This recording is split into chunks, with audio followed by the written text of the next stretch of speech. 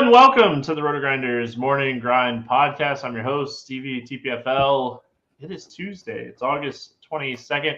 It is 2023. We have a nice little 12-game baseball slate to talk about here on today's podcast. Joined today by Eys819. Keith Eyster. Keith, what's happening, my friend? Not too much. Just talking to you pre-show a little bit about this Monday night slate. The Braves cheap pitcher combination not working out so far. Braves only put up 4 runs. The Mets got the better of them. And I'm forgetting his name now, of course. The pitcher, Drew Rom, went negative. So that did not work out for us on Monday night. I was underweight on Javier, which is good. We'll see what Blackburn does later. But overall, tough slate for Monday night. Let's jump back in the saddle and see if we can make some money here Tuesday. Yeah, I just want to say, if you listen to Grinders Live, you're welcome. That's all I'm going to say. You were on it. I was, man. I was on the Rom fade. I was on the Javier fade. I had a lot of interest in Seattle and Pittsburgh. And outside, like, the only reason I'm not going to take on a tournament today is because I played too much Winans. And I wouldn't change that, though. I liked him as a pivot off of, the other cheapies. And even like I have some really solid Castillo Blackburn teams that are still very live. I just need like a couple Red Sox. I need the Red Sox to get like a jolted inning going here. Just got like the Chas McCormick home run for my FanDuel team a few minutes ago. So yeah, I mean, just kind of hoping that we get some production here and see how it works out. But we go from like a smaller 7-game slate to this like massive 12-game slate. And we're getting into the point of the season where like 12-game slates, there's a lot to talk about, but also there's a lot that can change from the time we record and the time that the slate goes down, because lineups right now, so many people getting called up, moved up, pitchers getting long relieved, so many things. So yeah, it's that time of the year. It's that time of the year. Yeah, absolutely. Any team can call up prospects any day, a couple hours before the game. So you prepare for one thing, you got to be ready to adjust a little bit. What's up, YouTube? Hope you all are having a fantastic Monday night. And if you are not watching live with us right now, you can head on over to the RotoGrinders Morning Grind YouTube page, hit that like and subscribe button, and turn on notifications to give you a notification when we go live. Most nights it's 10 Eastern. So yeah, come hang out with us. Chad is always having some fun. So let's talk some baseball, man. We got Toronto at Baltimore where we get started. 8.5 total pick'em game. Rodriguez and Kikuchi facing off against each other. Any interest here in Yusei Kikuchi? Man, he has been pitching phenomenally lately. He has got the walks under control this season. He's still striking people out. Almost a 25% strikeout rate this season. 8,900 against Baltimore is a little bit too much, I think. I don't love this matchup for him. He's in play for tournaments just because of the form he's been in. But it's not a great spot for him. There's other pitchers to spend up for. I don't think I end up with too much Kikuchi, but man, the guy has looked really good lately. Yeah, I mean, this is a tougher spot, just in general. So I feel like this might be one of those spots where you don't get to him because the spot kind of stinks. But I mean, if you wanted to take shots on him, I don't think I would necessarily talk you off of it. He's under 9K. He can put up 20 plus. He's done that in 4 of his last 5 starts. The last time he faced Baltimore about 2 weeks ago, put up 17 fantasy points. Baltimore's a tough offense. They also strike out. So, I mean, there's upside here for sure. The other side of this game, Rodriguez, I mean, a guy that I was very high on going into San Diego because they are a pretty right-handed heavy team. Well, guess what? Toronto is a very right-handed heavy team. 6,100 for Rodriguez. I mean, I hate to say it, like first game of the slate, but like this might be my favorite like tournament pitcher on the slate today. Completely with you. I was on the podcast with you last week when we started digging into Rodriguez and noticed that velocity jump. Dude has been a different pitcher since he's been recalled. One of the best pitching prospects in the game coming into the season. Got the early chance with Baltimore and got absolutely destroyed. Velocity was around 96 miles an hour. Got called back up in the second half here, and he's flashing a fastball above 98 miles an hour. Toronto, a really right-handed heavy team. 6,100 is way too cheap. Like, he dominated San Diego and he was 6,400 in that game. We got a price decrease here. So I am absolutely on board with this. Grayson Rodriguez, my favorite pitcher of the entire day, despite it being game one, 12 more games or 11 more games to talk about. Love Grayson Rodriguez in this spot. The price. I mean, Yeah. It's just not adjusted. We talked about this last time, and honestly, it's just not adjusted. It's not adjusted for the pickup in velocity. And like at this price, he doesn't even need to go out and do what he did last time. Like I would absolutely love 7 strong innings again. But this is a spot where, like, if he goes out and gives us 4 or 5 strikeouts in like 6 innings and maybe a run or two and puts up like 18 to 20, like we're super happy with that. But this is definitely a spot that I have a ton of interest in Rodriguez. Toronto bats, Vlad banged up, which definitely helps. He left the game Sunday dealing with like a finger discomfort from what I was reading and what I wrote down. So we'll see if he's back in the lineup. They had Monday off. What are your thoughts here on the Toronto bats? Not a ton of interest for me. I truly believe in the talent of Rodriguez. I will have so much exposure to Rodriguez. Toronto's not going to make my list on a 12-game slate. You can hunt home runs here, but I probably won't be doing it. Yeah, where's the lefty power? That's the reason that I have interest in Rodriguez is they don't have that lefty power. So I don't have a ton of interest in Toronto either. If I were going to play them, it'd be just, hey, it's a stack. Maybe Rodriguez isn't on it. But, it's a 12-game slate. I like a lot more spots better today. So Baltimore bats, what are your thoughts here on the Baltimore side? Yeah, so Kikuchi is still an attackable pitcher. He still gives up plenty of hard contact. The walks being under control, I don't love the stack. Just like when he was walking the world and giving up tons of hard contact, I love stacking against Kikuchi. Now that he's not walking a ton of guys, it's tougher to get to the stack. I do absolutely love Ryan Mountcastle on this spot. He's 4,300, has mashed lefties all throughout his career. So him as a one-off is a fantastic spot. Austin Hayes is cheap at 3,700.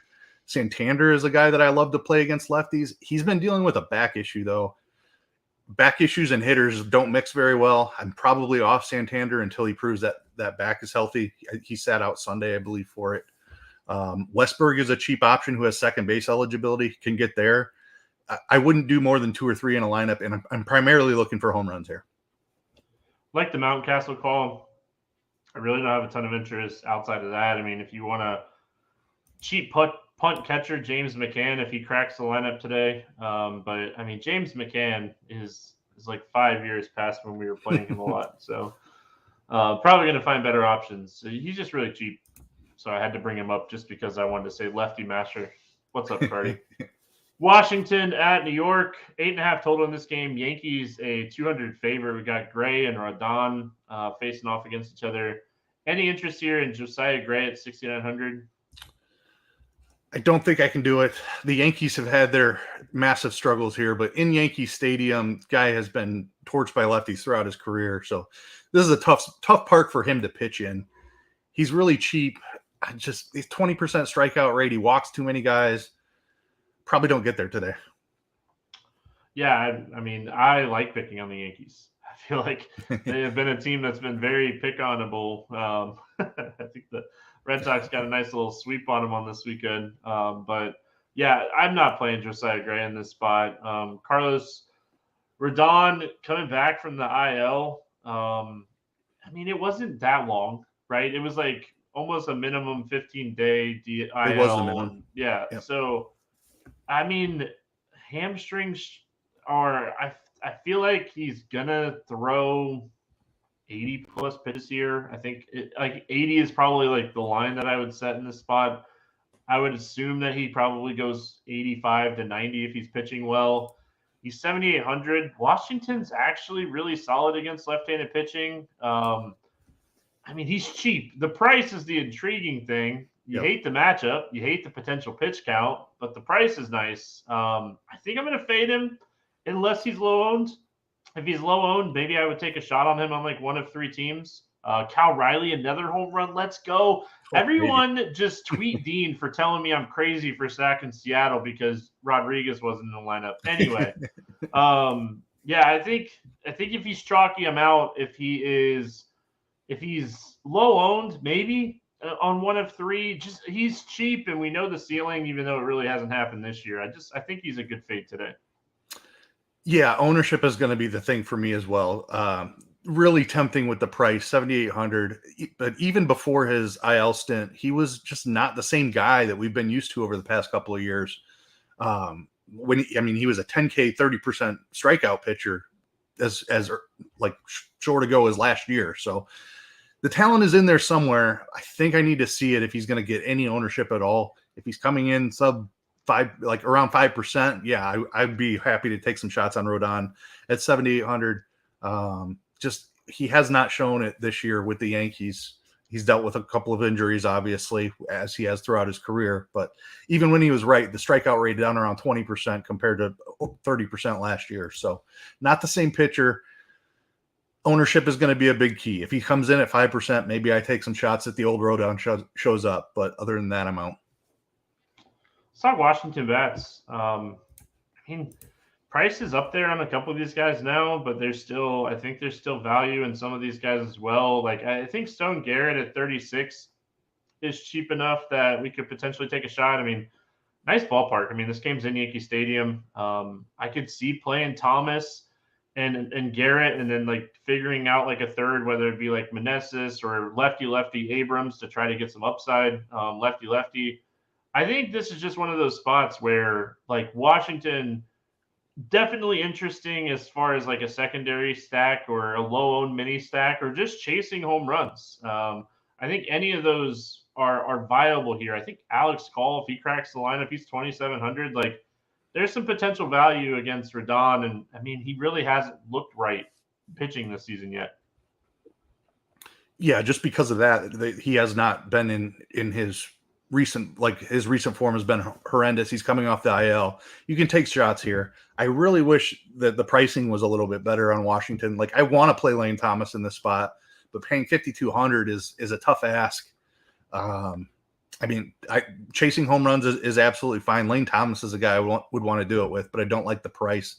I do like the call on Alex Call, 2,700. I can definitely get on board with that. He usually hits way down in the order, but has handled lefties really well. Stone Garrett, another guy that I'm interested in. I'm probably just hunting homers here, and I probably just do it with the cheap guys, looking for a couple value pieces.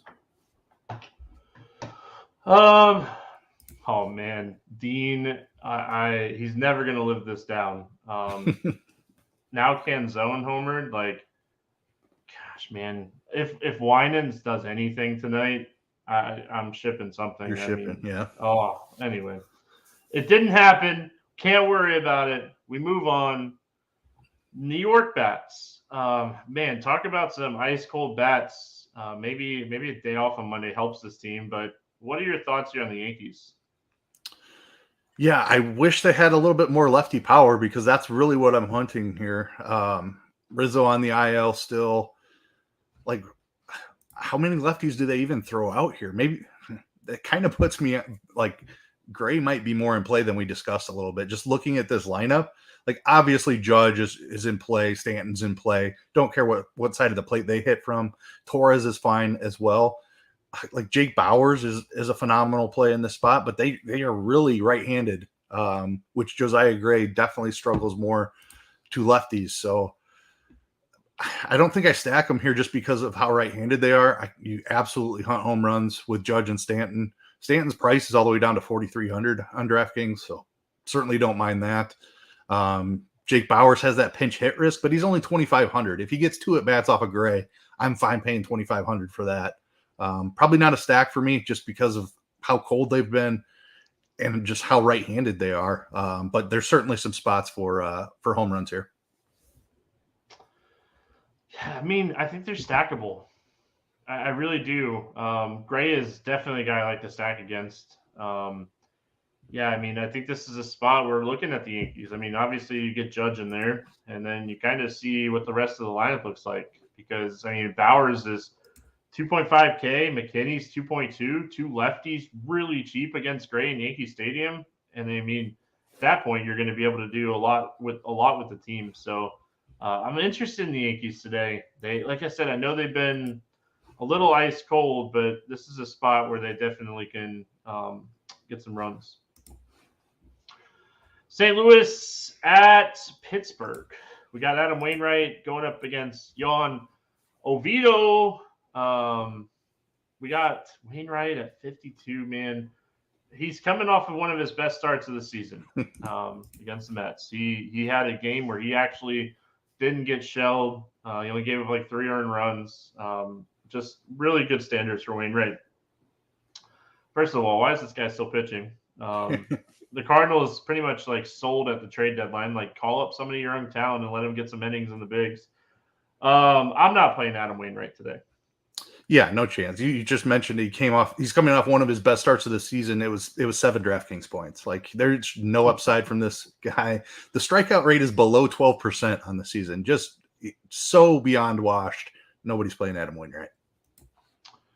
Yohan Oviedo on the other side of this game, 7,300.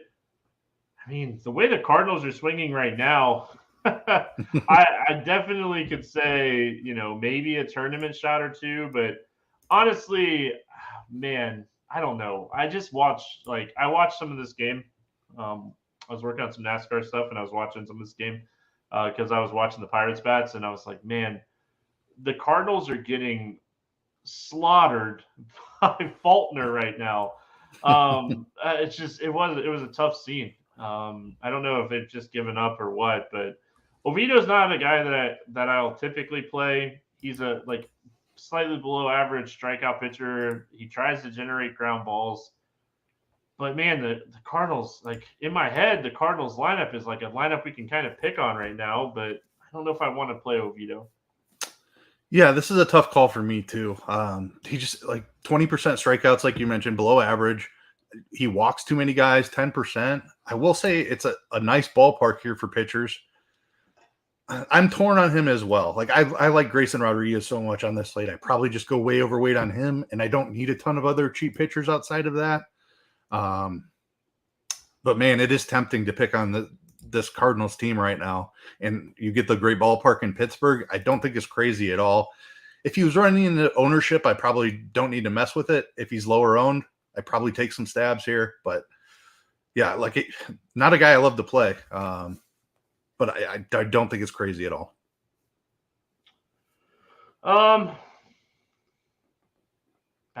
Cardinals bats. Not excited about that either, honestly. I mean, that's kind of why I have slight interest in Oviedo. There's just this team has struggled so much all season long. I will say some of the young guys are cheap, and I don't mind that. Alec Burleson at 3,200. Tyler O'Neill has big power, 3,500. Mason Wynn, if he's in the lineup, 2,500. I think the young guys who are, trying to prove what they can do at the major league level would be the way I would go. And I'd use them more as a mini stack because of the ballpark rather than spending up on Goldschmidt, Arenado, Edman, and just trying to get them as the top scoring team on the slate. I think I prefer to play them more of a mini stack and a value stack at that.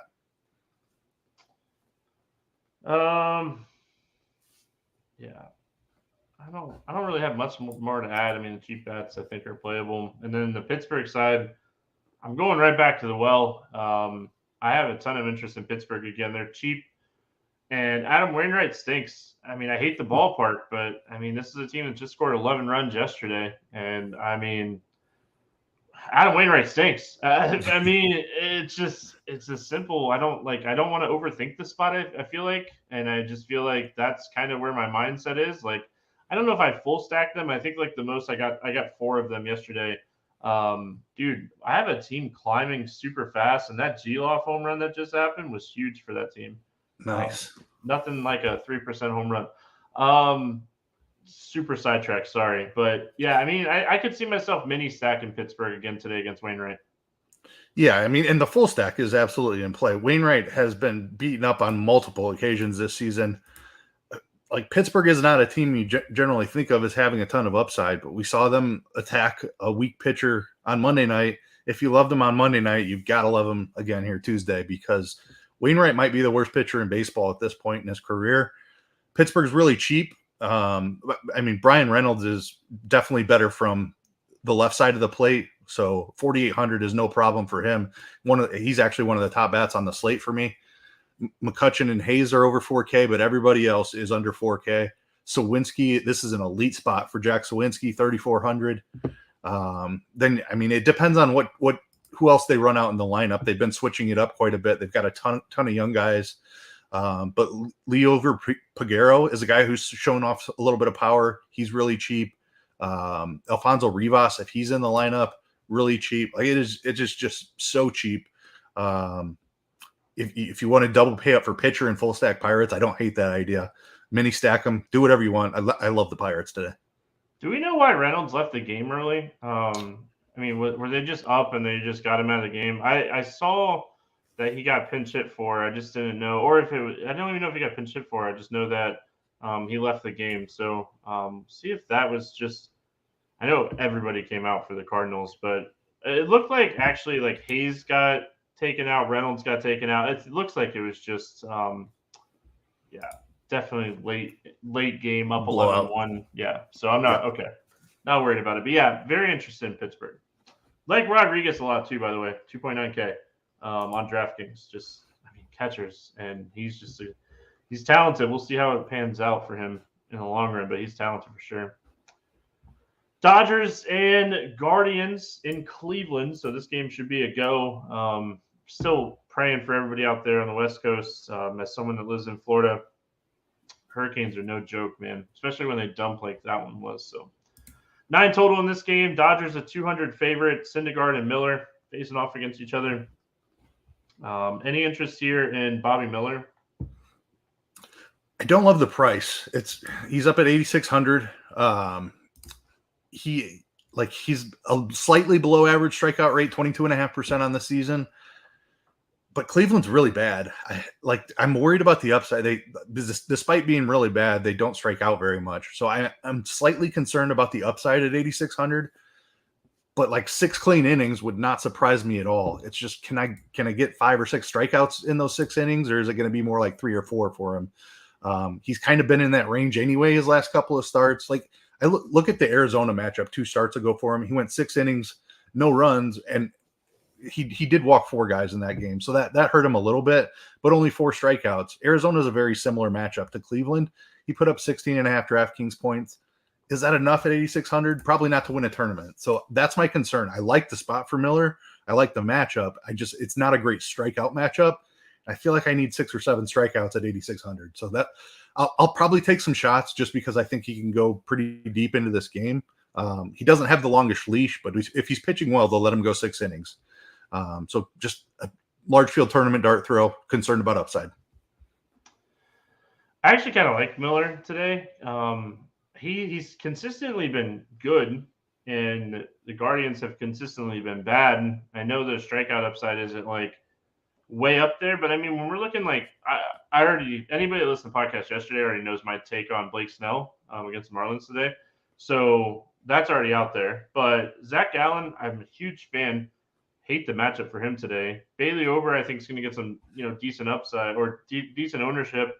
Don't really love Verlander. Don't really love Giolito.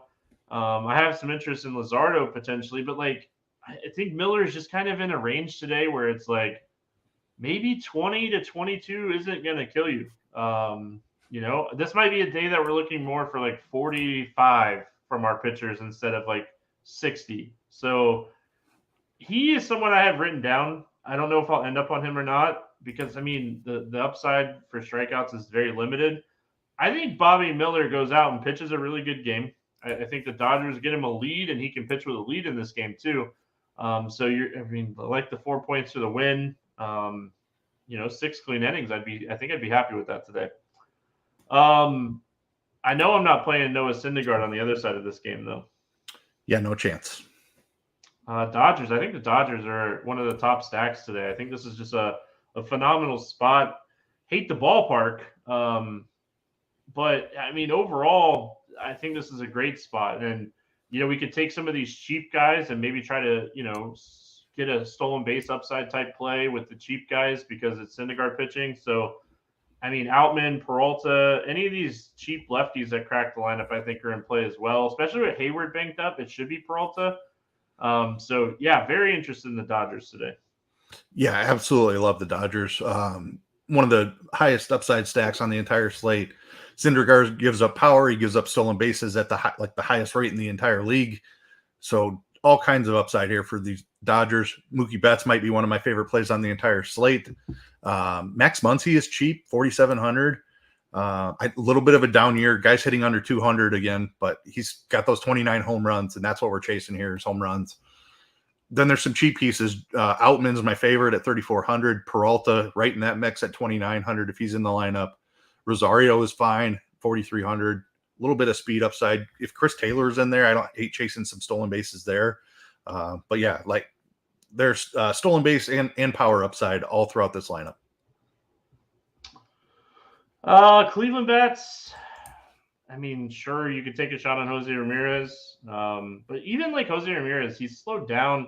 I was looking at his stats. He hasn't hit a home run since the end of July. So yeah, Ramirez gives you that like 2 home run upside games. But I mean, just when your offense is as bad as Cleveland's offense is, like, how do you get excited if you're Jose Ramirez to get out there and play baseball? I mean, I really don't have any interest in Cleveland today. Yeah, I don't either. Bobby Miller is an above average starting pitcher, even this early in his career, I think. Only concern is the strikeout upside, but I don't have any interest in Cleveland bats. No, I think that's a valid concern as far as strikeout upside is concerned. So, all right, Mets and Braves, 10.5 total. Yes, that's not fake; it's real. Braves a 235 favorite here. We got Elder and McGill facing off against each other. Any interest here in McGill? No, I don't think we're playing anybody against this Braves team for a long time. I know they weren't great on Monday night, but I think they're going to be right back in play here Tuesday. Yeah. No interest whatsoever. Let's talk about Elder. On the other side of this game, he really excels against righties, and he really struggles with lefties. Unfortunately for him tonight, I mean, he might face 8 lefties. I think there's spots that you can play Bryce Elder. I talked about him last time out against the Yankees, and he did everything we asked for except for strike people out against the Yankees, but we'll take the 23 that he gave us. I am jumping off and waving at him as he goes into this left-handed gauntlet here of the New York Mets lineup. Yeah, I mean, strikeout upside is limited anyway. And then the lefty situation that you mentioned here, the Mets should get really left-handed on him. They're not going to be great lefties at the bottom of the order, guys like Dan Vogelbach, DJ Stewart, Rafi Ortega, but still enough left-handedness where I think strikeout upside is plenty limited. I don't have any interest at 8,300. And in Atlanta, too. If it was in Citi Field, it'd be different, but down in Atlanta, tough spot. Without looking, what's Elder's strikeout rate over the last 30 days against lefties? Against lefties, it's going to be like 14%. 1.9%. Oh, my goodness. Over the last 30 days, his strikeout rate against lefties is 2%. He has a 365 WOBA, a 190 ISO, and he's given up 40% fly balls. I think this is a spot we can play Mets. They're out of Citi Field. They're in Atlanta. Hot Atlanta, hopefully. Nimmo, Lindor, McNeil, Alonso, Vogelbach, DJ Stewart. I don't know if I want to play like Navarez and Ortega. I think we're going to find better options than that, but I like the power that DJ Stewart has for sure. I mean, you get upside in the top end of this lineup. I say that I think Ortega hit a home run tonight, but he's not usually a power guy. I think this is a great spot to target Mets. Now, do I get to a full stack? Maybe. I definitely have interest as a secondary stack, though. Man, that's a very interesting stat you threw out there about Elder and his strikeout rate to lefties, because they have 2 lefties with massive power who strike out a ton, Vogelbach and Stewart. Like, how much better of a spot can you ask for? Like, they're going to be able to put the bat on the ball, and when those big boys put the bat on the ball, it goes a long ways. So Vogelbach and Stewart are 2 elite plays. $3K for Vogelbach, $2,700 for Stewart. Love this that we're picking up on here. Lindor, obviously an elite option. McNeil only in a stack for me, not a guy that's going to hit for a ton of power. But yeah, I'm on board with this Mets stack for sure. Just the ballpark shift alone, going from Citi Field down to Atlanta, a team that struggled all year long, obviously in the Mets, but this is a good spot for him, I think. Yeah, I think it's a great spot. I'm with you on McDale. I only play him in stacks. He's not. Yeah. It's not like your one-off guy by any means. And what's interesting too is like when it comes to the Mets and playing like Alonso and Vogelbach. I mean, and stacking the Mets. I mean, your first instinct is always going to be Alonso, and that is the right instinct. Not saying that it's not, but this might be a good spot to play Vogelbach over Alonso in your Mets stack or mini stack, however you build it out. Atlanta, I mean, listen, they had a bad game. They're going to have some bad games. They're going to win you money more than they're not. I mean, I keep stacking, man. I'm not even like thinking twice about it anymore. Anytime you have a below average pitcher like Taylor Miguel, I'm just loading up on the bats here. Yeah, definitely. Just we keep saying it over and over and over. Best offense in baseball, highest upside on the slate. McGill has troubles with lefties. So guys like Michael Harris, Matt Olson, obviously he's priced up above 6K. Don't care. Play him. Michael Harris at 4,700 has been at the top of the order while Albies has been on the IL. Fantastic play.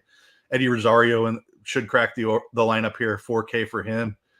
Acuna, Riley, Murphy, guys you can play in any matchup pretty much. Ozuna, a huge game on Monday night. Prefer him against lefties, but very much in play here. Find a way to fit at least one Atlanta stack in your portfolio tonight because they are the best offense in baseball. And a solid matchup here against McGill. He can have some strikeout stuff at times. He's really struggled this season, though. And just a fantastic spot again for Atlanta. All right. We move on. We got Minnesota at Milwaukee. Yeah, Minnesota at Milwaukee. This game is currently at 8.5. It's a pick'em game. It's Wade Miley and Ober facing off against each other. Dude, why is Bailey over 10K? I have no idea. Like, we talked about, I don't know if it was you on the podcast with me last week, but I remember whoever it was like Bailey over chalk against Detroit at like 10K. And I was like, what are we doing? It was a good fade. I'm not paying 10-2 for Bailey over. I mean, there's ways that he can get there and have good strikeout games, but he's not like this elite pitcher that's 10-2. I mean, just get this guy out of here with this price. Yeah, I mean, I'm not scared of the Milwaukee offense necessarily, but like, where's the upside at 10K for Bailey over? He's had a really good season, don't get me wrong, but the strikeouts, I just don't trust. Like, he's 24.5% on the season, and there are plenty of strikeouts in this Milwaukee lineup, but I don't view Ober as a guy who's going to go out there and get me 9 strikeouts, and that's really what I'm looking for if I'm going to pay up for 10K. Like, 2 matchups against Detroit, 15 DraftKings points, 14 DraftKings points. Like, he's not a high upside pitcher. I can't do it for 10K either. Wade Miley on the other side of this game, I mean, you could do worse, I guess. Got kind of beat up last time out against the Dodgers. Just like, this is one of the reasons that Rodriguez is just such a slam dunk play for me today. Like, he's just so much better ceiling upside wise. I wouldn't talk you off of playing Wade Miley in this spot, but I mean, it's more of, I don't think there's a ton of options down here that we can play. I mean, there's some higher upside guys potentially, but yeah, I mean, I don't love Wade Miley. I don't hate him. If you end up there, sure, but I'm out. Yeah, I mean, you click Grayson Rodriguez over him every single time, right? Like, they're just not comparable.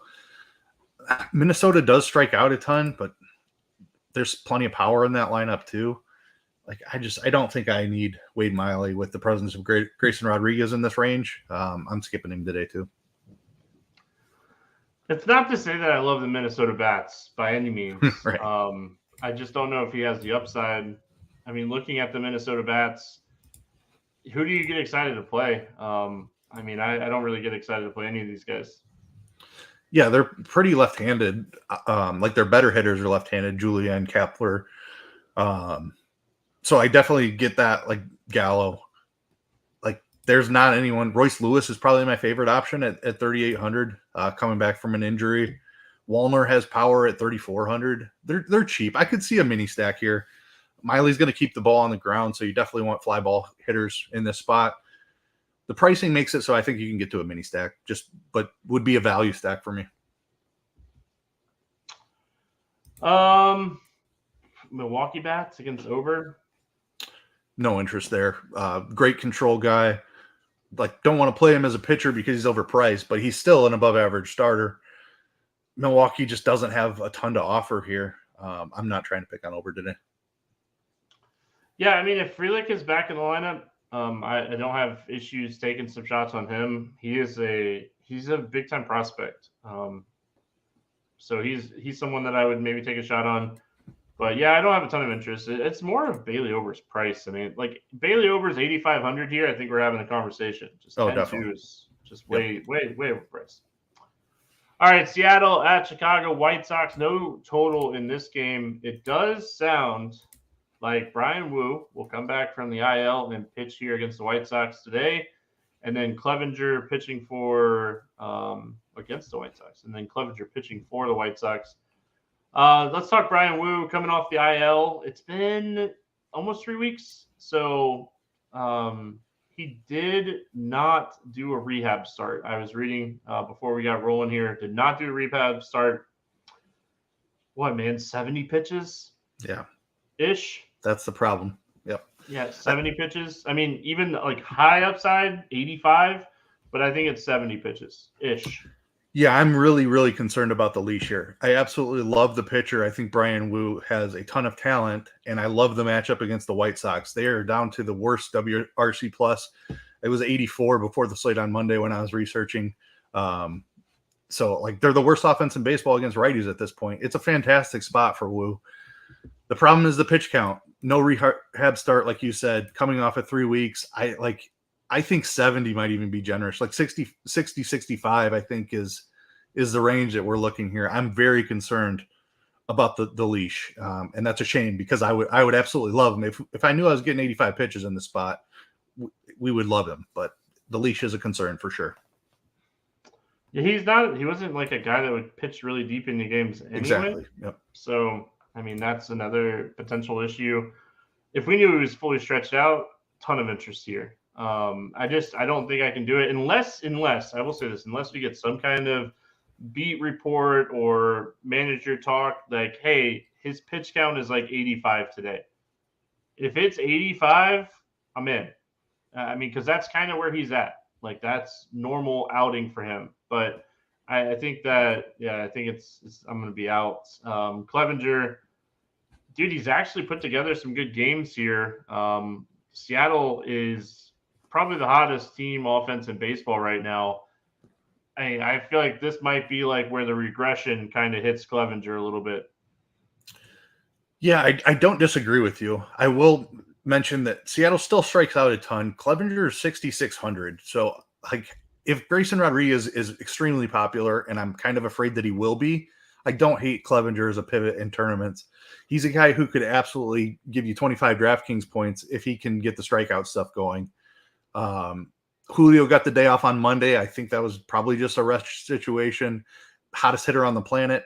He's probably back in there today. The Seattle offense has been rolling, like you mentioned, so it's a scary spot. But I think that he can find plenty of strikeouts here and easily pay off 6,600. Even if he gives up a couple of runs, I wouldn't rule him out just because he is so cheap. So it's going to depend on Grayson Rodriguez ownership for me in this spot. If Rodriguez is super owned and I needed a pivot, I don't hate Clevenger, but definitely a high risk spot as well. Way more interest in the Seattle bats than I am in Clevenger today. And I mean, I respect what he's been doing. You look at who he's been doing it against and you're like, man, this is a team that strikes out too. I could definitely see it. But yeah, I'm very interested in the Seattle bats. Let's talk about them. I feel like the regression is going to hit Clevenger, man. I know it's coming. This team is hitting the ball so well right now. I assume Rodriguez to be back in the lineup. Clevenger struggles to both sides when he's not pitching well. Yeah, very interested in the Seattle bats.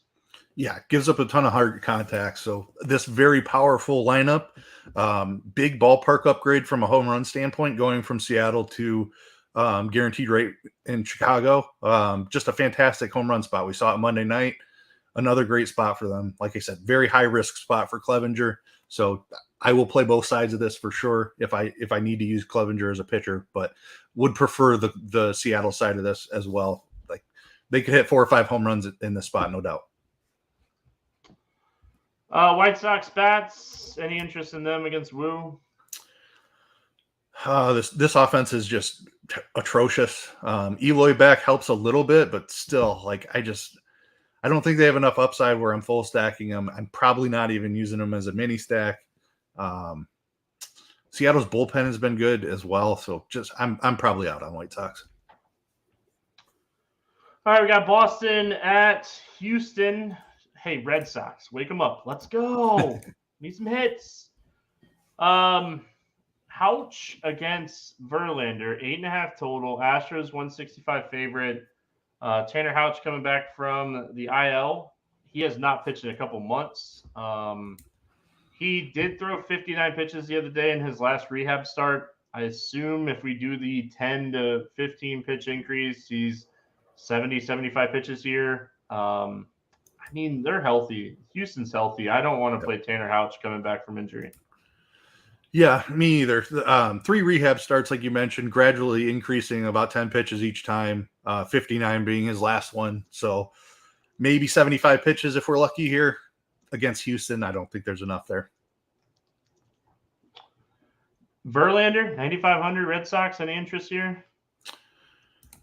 I don't want to do that either, honestly. The Red Sox they're going to get very left-handed on him. They don't strike out very much at all.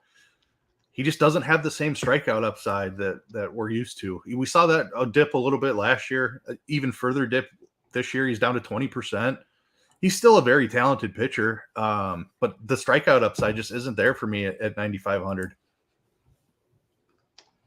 Yeah, good old Justin Verlander. I mean, he hasn't really been striking people out, like you said, all year. Red Sox are still one of the lowest strikeout teams in baseball against right-handed pitching. I just can't do Verlander today. I don't know if I'd play Boston bats against him, right? I feel like you could chase a home run or two if you wanted to, but I don't think you could stack Boston bats. Yeah, completely agree. Definitely not a stack. Verlander's still one of the better pitchers in baseball, but he could certainly give up a home run or two. Devers the very clear and obvious option. He's a fly ball pitcher, so a ground ball guy like Yoshida, I certainly don't mind in this spot. Verdugo, another one. I think I'd be looking for lefty power here. Devers the very clear and obvious answer. Cassis as well. Yeah, Cassis, Devers. I mean, Adam Duvall, he gets in these streaky streaks. He's been hitting righties better than lefties too, which is odd. It's been the opposite his whole career. But I mean, that's probably small sample size noise. But he homered again Monday night. Houston bats. I mean, it's the usual suspects. I feel like if you're playing Houston, I don't have a ton of interest in Houston outside of stacking them. If I'm playing Houston, I'm getting Alvarez, I'm getting Tucker, and I'm building around those two guys in a full-on stack. Yeah, it's an elite offense. I have enough respect for Houck that they're not going to be anywhere near my highest owned stacks. If I'm doing a 20 entry build, I'm probably stacking them once, maybe twice. They're on the list just because of their upside, but definitely not going to be one of my higher owned offenses. All right, we're cruising through this one. We got Cincinnati at LA taking on the Angels. See if this game plays or not. I know there's a lot of flooding in the area. 9 total. It's the same matchup we talked about yesterday. It's Ashcraft and Giolito. I'll let you kind of take the helm here. Anybody listening to the podcast yesterday knows that I don't really have an interest in either one of these pitchers. Yeah, I don't either, really. Giolito, it's been an up and down season for him. Maybe you could find some strikeout upside here against the Angels. I think it's a great spot for Ohtani. I think there's a lot of power in this Angels lineup, and I guess the Angels probably aren't playing against Giolito, so I should talk about Reds against Giolito. But there's power in the Reds lineup too. Ellie De La Cruz in a great spot. I don't think I get there at 9,100. He's just been too inconsistent for me this season. really, I don't have any interest. The Reds were going to be an offense I had interest in Monday night in this matchup, and I'm going to go right back to that, I think, again here. I don't think Giolito is in a great spot here. And I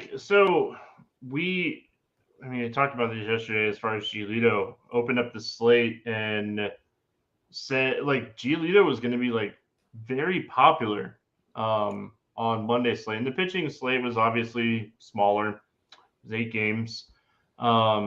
But he was he was one of the chalkiest pitchers on the slate. I had started working on expert survey already and had typed out Javier and Giolito are 2 of the chalkiest pitchers on the slate, and I'm gonna fade both of them.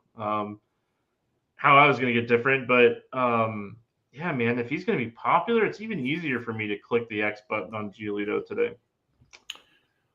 And I think he will. I think he's going to grab ownership even on a bigger slate. People are going to chase strikeouts. So Cincinnati does strike out a fair amount. I think they get to him with the home run ball here. All right, let's talk about these Cincinnati bats. What do you like here today? Yeah, it's they've fallen off a little bit. Middle of the season, right before the All-Star break, we were playing them a ton. They had just called up all their young guys, and they were just red hot. They've fallen off a little bit, and this is probably more where they're going to settle in. They're still expensive, which is a bit of a problem. That makes it tough to full stack, to fit in De La Cruz, McLean, and Steer.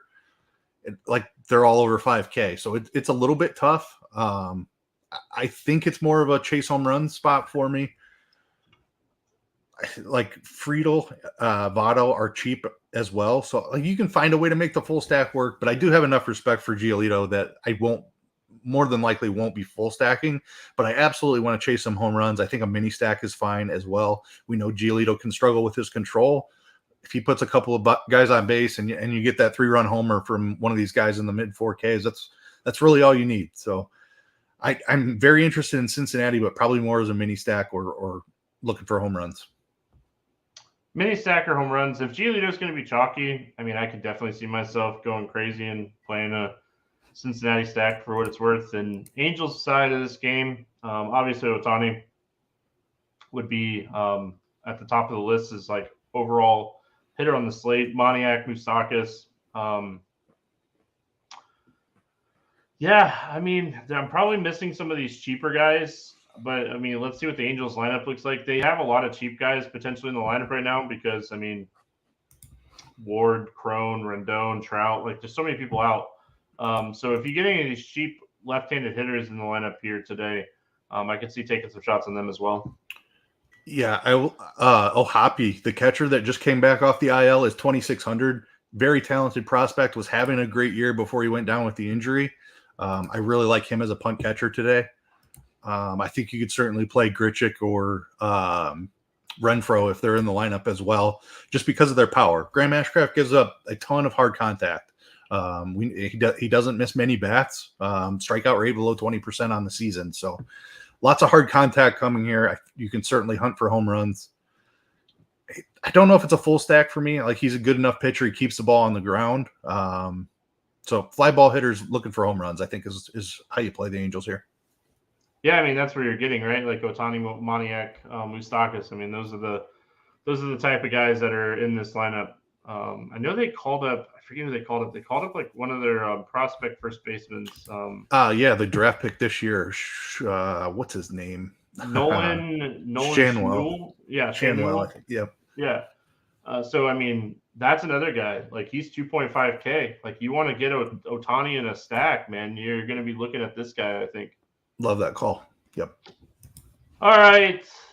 2 of the best offenses in baseball. We got the Royals and the Athletics facing off against each other here today. No total in this game. Zach Greinke expected to be activated from the IL. Don't know why. If you're Zach Greinke and your elbow is flaring up and you're just might be time. It might be time. Why am I coming back? But hey, him and Wainwright, man, they should probably just go find a broadcasting gig somewhere or something. They should. And then you got Hogan Harris pitching for Oakland today. Any interest in Zach Greinke? No, even against Oakland, 6,100. You would need Grayson Rodriguez to fail for sure. You would need Clevenger to give up a bunch of home runs. there's no chance we're playing Zach Greinke. Other side of this game, Hogan Harris. Decent strikeout numbers in AAA. I say decent, but like the dude walks guys at a very, very, very high clip. So like it just screams command issues for me. And when you're having command issues, it's tough. We saw him start a little bit early in the year and then kind of move to like a bullpen role, and now he's starting again. I assume the last time they ramped him up, he was really close to like 10 to 12 pitch ramp up. I assume that he gets more pitches here. This is one of the guys that I feel like if you're just going to punt with an SP2 and you're not going to play Rodriguez, this is one of the guys I think you could play. Yeah, I mean, the ballpark. You don't feel good about it, Keith. Right. Yeah, I mean, you feel good about rostering Grayson Rodriguez, but if he's coming in massive chalk and you're looking for pivots, I think you saved 700 off of Clevenger as well. So I get it. The Royals are not a great offense. They've been a lot better here recently, and they've been better against lefties throughout the season. So I don't love this spot for Hogan Harris. I definitely have some interest in Royals bats as well, but I get it. It's a price thing. The same reason I played some Drew Rom on Monday night. I knew it was a bad spot. I was just hoping for 10 DraftKings points. I think that's a similar play here. If you're trying to get a full Atlanta stack or a full Dodgers stack, you have to make some decisions like this if Rodriguez is going to come in massive chalk. So if that's the case, like I'll take some stabs at guys like Harris and Clevenger, but I don't feel great about it. Yeah, you definitely don't feel good about it. It's one of those spots you just come on, hang out with us on the morning grind tomorrow night. Just do your thing. He's cheap, man. It's a bad offense, and I think you could take some shots, but I mean, I definitely don't mind playing offenses in this game. I was definitely joking when I said two best offense, but I think both of these offenses are in good spots for like, hey, I want to stack Atlanta. Hey, I want to stack Dodgers. Hey, I want to stack Yankees. I need some value. And I think both of these teams present some value. Like, I don't think you even have to play like top end plays here. On the Kansas City side, just kind of starting with them, I want to see who's in the lineup. Like Velasquez from the Cubs that got traded over. I mean, 2.8K. He's cheap. He has power. So just kind of seeing who's in here, man. But he was one that I had written down that I really wanted to pay attention to if he was going to crack the lineup or not. Yeah, absolutely. Love the Nelson Velasquez call. Had a cup of coffee with the Cubs earlier this season and just destroyed left-handed pitching when he did it. Came over to Kansas City in the trade and has just been an absolute terror since he's been called up with Kansas City. So Velasquez at 2,800 is one of my favorite value bats on the slate. Totally with you on that one. Love this spot for Bobby Witt Jr. as well. Guy's been on a tear. Came up last year as one of the best overall prospects in baseball. He's starting to realize that potential. Like he's on his way to being one of the best players in baseball, in my opinion. Love this matchup for him against the lefty. We know both of these bullpens are terrible too. So I know you were joking when you said two of the best offenses in baseball, but I'm going to play a ton of both sides of this. KC bats and Oakland bats when we get there as well. I'm interested. But they're really cheap. Bad pitchers, bad bullpens, definitely in play. Bad bullpens. I mean, that's like music to your ears, right? Because, I mean, both of these starters probably not going deep in this game. So, right. I mean, I feel like it's something that's just overlooked by most when it comes to building out like DFS teams. Like you have to, I mean, you're potentially like 40-50% of the game is going to be against the bullpen. So, Oakland on the other side of this game, dude, I am going to play some Oakland today. Seth Brown, Noda came back came back on Monday. He's 2.8K. We got some cheap power first basemen today, man. I think Oakland's in a spot where, again, they're cheap, and we can play some of these guys. Yeah, absolutely. We've got a washed-up Zach Greinke coming off the IL, definitely not going deep into this game. And then we've got a bad Kansas City bullpen. So I know Oakland's not a great offense, but like it's as good of a spot as you can ask for. The ballpark isn't great, but that's kind of washed out by the cheap pricing here. I absolutely am interested in an Oakland stack. Love the Seth Brown call. Love the Noda call. Guy with big time power. He walks a little bit too much, and Greinke has great control. So he's probably going to see some pitches to see here, and when he gets a hold of it, it goes a long ways. Yeah, I mean, I'm just as interested in the Oakland side, I think, as I am in the Kansas City side. Oh yeah, good old fashioned. Yeah, someone said that he singled as soon as we started talking about him, riding Noda. So. Nice. Well, he's saving the home runs for Tuesday slate. All right, Miami at San Diego, probably my favorite game on the slate. I'm so excited for this game. 7.5 total. Padres a 190 favorite. Luzardo, Snell. Jesus Luzardo 9-1. He's been struggling, man. He's been struggle bus. He's had some tough matchups, but he's definitely struggling. Was able to cash my season-long pick'em play on him. We did this earlier this season. We did the expert survey, and I Jesus Luzardo on Prize Picks 155.5. I said take more, and he got that. So I'm happy about that. All that just to say I'm happy about that. I think I need one more to have my 5 for 5 for my season long. So that'd be nice. Anyway, 9.1K. I'm a huge Luzardo fan. I hate how he's been pitching recently. This is a low strikeout team. Ceiling wise, I think you could take some shots in large field tournaments because when he's pitching well, 8, 9, 10, 11, 12 strikeout type games, probably not the spot. Like if you're playing single entry or 3 entry max, you get to him today. Yeah, he would be very large tournament only, but I am intrigued by his strikeout upside here. Like a lot of the pitchers in this range, Verlander, Bobby Miller, like I'm just very concerned, even Bailey Ober, very concerned about strikeout upside.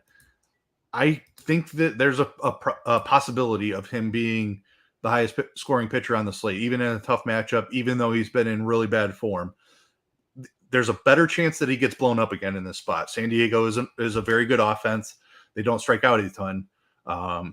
So there's a better chance that he'll get blown up, but there's also a chance that he could walk away with 9 strikeouts here and really help you win a tournament. So I would rather take a spot on a riskier guy like Luzardo than I would on a safe guy like Verlander or Ober.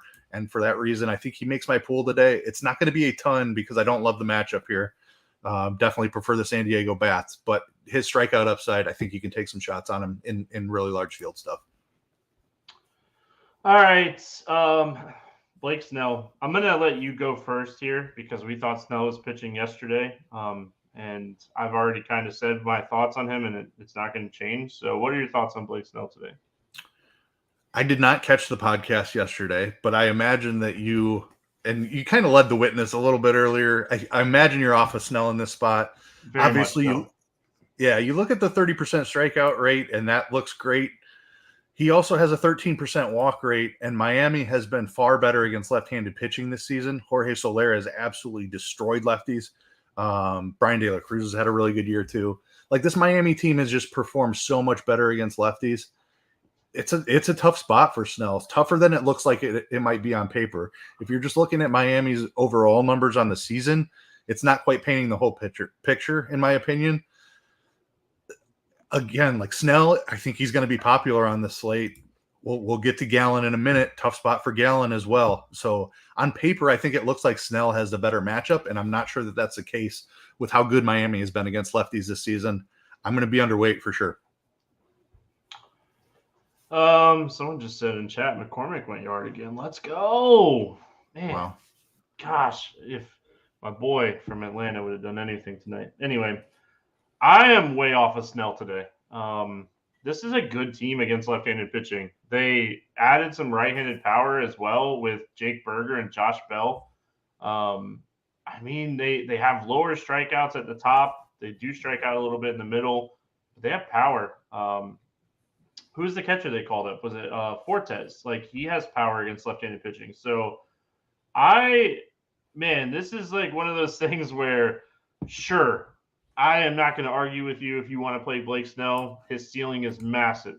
Like, 31% K rate on the season. But the flip side of that is, gosh, man, I think he's gonna be popular. Just anytime a pitcher pitches the Marlins, they're gonna get ownership, and I think you're blindly looking at it today. If you're just plugging in Snell because he's facing Miami, you're doing it wrong today. You're not doing justice to your money.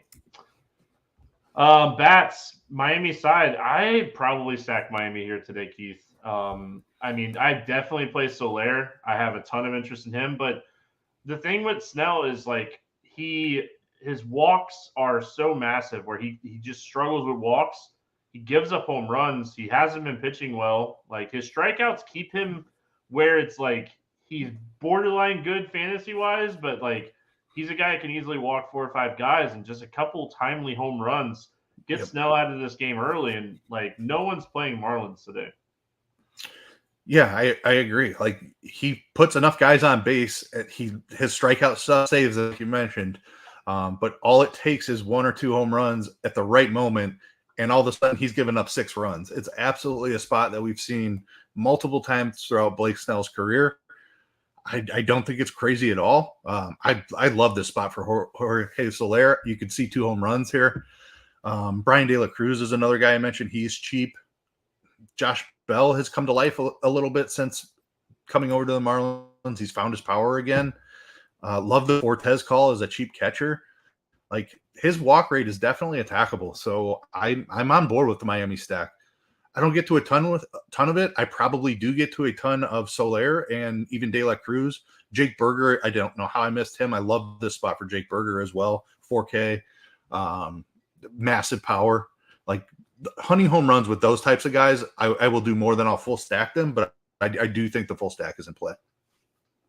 Well, too, like, I mean, even like Josh Bell, like he's a guy that, as well. So, San Diego bats against Luzardo. What are your thoughts here when it comes to the Padres bats?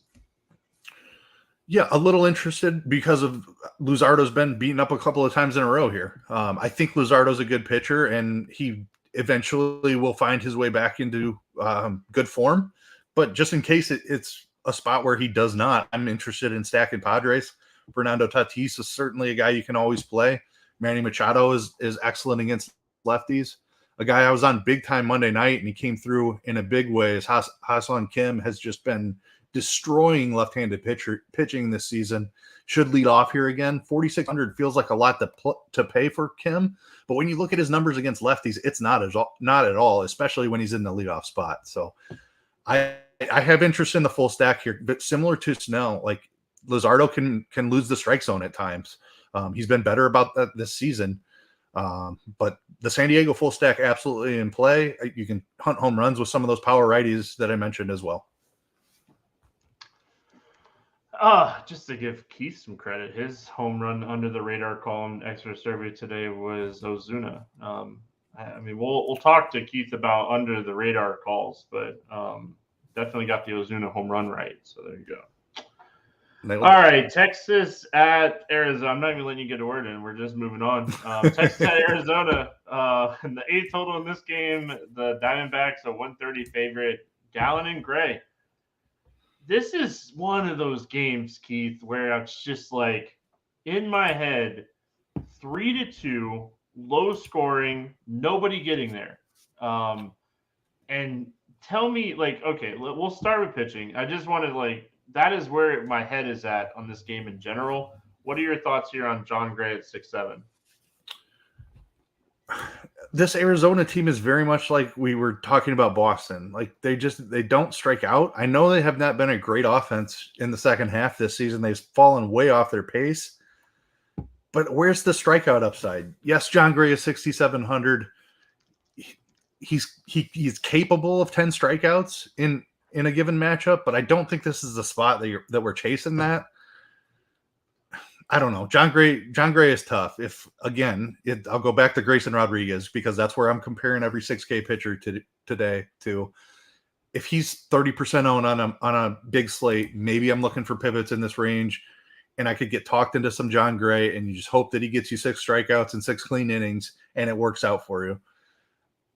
I'm not planning on playing him. I don't think it's crazy to play him. But I don't love the matchup here against Arizona. Just they're very low strikeout. I like the price. If you wanted to play him in large field tournaments, go for it. I really think you go for it. Like he's cheap, tough matchup, but 18 points at 6,700. I mean, we'd be pumped about that. Zach Gallen on the other side, he's been one of the best pitchers in baseball all season. He's having a fantastic year. 11K. I mean, it's 11K against one of the best offenses in baseball against right-handed pitching. I can't do it. I will say ownership is going to matter for me on this one. If everybody's playing Blake Snell and Gallen's coming in at 10%, I'm taking some tournament shots for sure.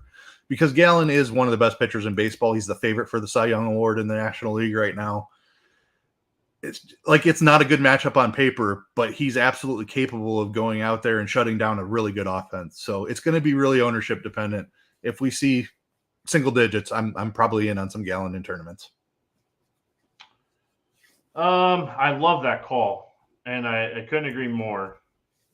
Texas bats. I mean, you could play Seager if you wanted to, or Garcia, but I'm out. I'm not touching Texas against Gallen today.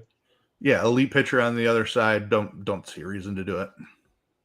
And then, I mean, Arizona, they're expensive.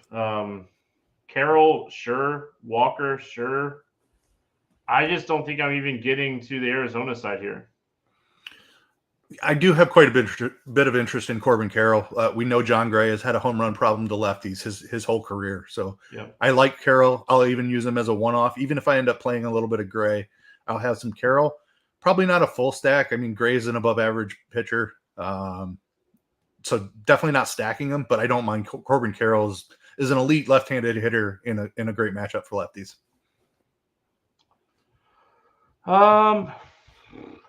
Let's play the morning grind game, and then we'll get out of here. Under 8K to get 6 or more strikeouts. Who do you got? I'm taking the freebie. It's Grayson Rodriguez. This right-handed heavy Toronto lineup. Grayson is one of the best prospects in baseball, and he has seemed to find it since he's come back up in the second half. Give me Oviedo against the Cardinals. Over 8K to score under 15. Who's your bust today at the top? I know where you're going. I'm not going to take your guy. I will go Justin Verlander against Boston. Just a low strikeout opponent. Verlander's strikeouts have fallen off. Even if he has a little bit of success, he might end up with like 13 or 14 points in the spot. I'm all in on the Blake Snell fade today. I knew it. It could easily backfire, but I'm all over Blake Snell today. Over 4K to hit a home run. Who do you got going yard today? Give me Max Muncy against Noah Syndergaard. Low strikeouts from Syndergaard. Muncy's struck out a ton this year, but he still has big time power. Give me Soler against Blake Snell. I'm not even doing it on purpose to double down. This dude has 6 home runs over the last 10 games. He continues to crush left-handed pitching. Blake Snell is a good pitcher. I'm not sitting here saying he's not a good pitcher. Soler, if you miss and Soler gets a hold of it, it's gone. I mean, that's the type of power he has. So give me Soler against Snell. Under 4K to get 2 hits. Who's a cheap bet that you like today? You shouted this guy out first, but I absolutely love him. Nelson Velasquez has mashed left-handed pitching this year. Love some cheap Royals today. Nelson Velasquez at the top of the list. I do. I'm going to go with a guy that doesn't typically get 2 hits. He's typically a home run and then he strikes out 3 times. But the pitcher that he's facing today, we talked about, has a 2% strikeout rate against left-handed pitching since the beginning of the month or over the last 30 days. Give me Daniel Vogelbach to hit a home run and to hit a double. He's going to be chucking. So I really like Vogelbach today. I really like the Mets. I love the fact that this game's in Atlanta and not in New York.